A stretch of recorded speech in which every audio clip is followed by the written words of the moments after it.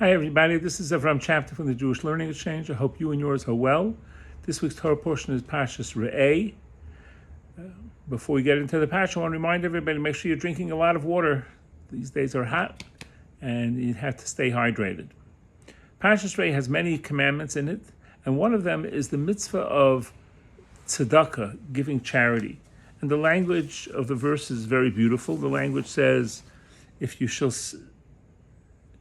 there shall be a destitute person among you, any of your brethren in any of your cities, etc., your God gives you, you shall not harden your heart and close your hand against your destitute brother. So, what's the goal of the mitzvah? So, the simple goal would seem to be give charity, take care of the poor, especially the Jewish poor among you.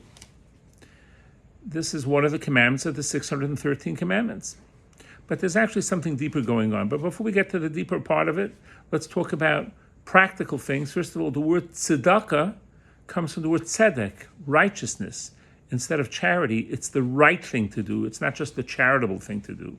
Number two, a practical idea. When you get a check from your boss or from your work, immediately take 10% off if you can and put it into another account. We have a tzedakah account, 2 checkbooks, one for regular use and one for charity use. This way it's easier to give the charity because you already designated it right away, ideally. But let's take it a step further. Is just giving enough money enough? So actually the verse is telling us it mentions the word your brother 2 times. To let us know that it's not enough just to give, but you have to give as if you're giving to your brother, and the importance of that, and giving it with joy. There's a story about a man who unfortunately had a business, and he was in the Israeli Army Reserves, a religious man who was in the Israeli Reserve Army, and because he was called up for several months, his business floundered. So he didn't like doing it, but he had to come to America to raise funds. And he went to different places, and it was very hard for him. He was embarrassed to do it, and also he was away from his family, who he missed very terribly. And he came to somebody's house, and he knocked on the door, and a man opened the window on top and says, "What would you like?" He says, "Well, I'm collecting for myself. I was in the Israeli army." And the man didn't answer, and he threw down a token, a coin, for him to take the train. And the man on the downstairs was very hurt, and he said, I'm here away from my family collecting funds that I need, and this is how you treat me. And he took the coin and threw it back up again. And he left. A few moments later, he hears running steps behind him. He turns around. The man of the house comes and says, I did a terrible thing. I want to apologize to you. Please come to my house now. I will feed you and I'll give you a nice donation. And he went back, and that's what he did. And the man said to him, "Can I ask you, what were my words something that triggered it?" He said, "No, to be honest, your words not. I have people knocking on my door all the time, and I give a lot of charity, and I was just tired, and it wasn't a nice thing to do. Your words I didn't hear, but my daughter's words and said to me, 'Father, why did you do that? He needs money.' And I realized that my daughter is so right. And I put myself in your shoes, and I realized I did a terrible mistake, and that's why I ran down to get you, to bring you up, eat a meal, and I gave him a nice donation."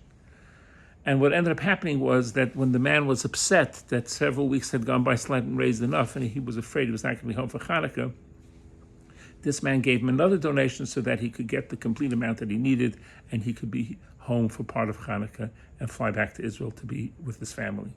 So the idea here is it's not enough just to give, but to give it graciously and with kindness and with joy. And where you're sensitive that it's your brother or sister that needs it, and you want to take care of them and make them feel good about what you're doing for them.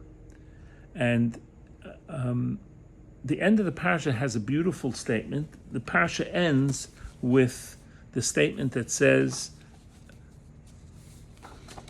that you should make joyous And you shall rejoice before Hashem your God, you and your son and your daughter and your manservant and your maidservant and the Levi who is within your cities and the convert and the orphan and the widow who are among you. And the Medrash, Rashi brings the Medrash, a very powerful Medrash. If you take care of my four, I'll take care of your four. Meaning to say, if you give funds to the Levite, to the convert, the orphan, and the widow, then I'll make your son, daughter, manservant, and maidservant, your household happy. So we see a beautiful idea here. Tzedakah, charity, is a beautiful mitzvah, and helping and giving as best as you can to help your fellow brothers and sisters is a beautiful mitzvah.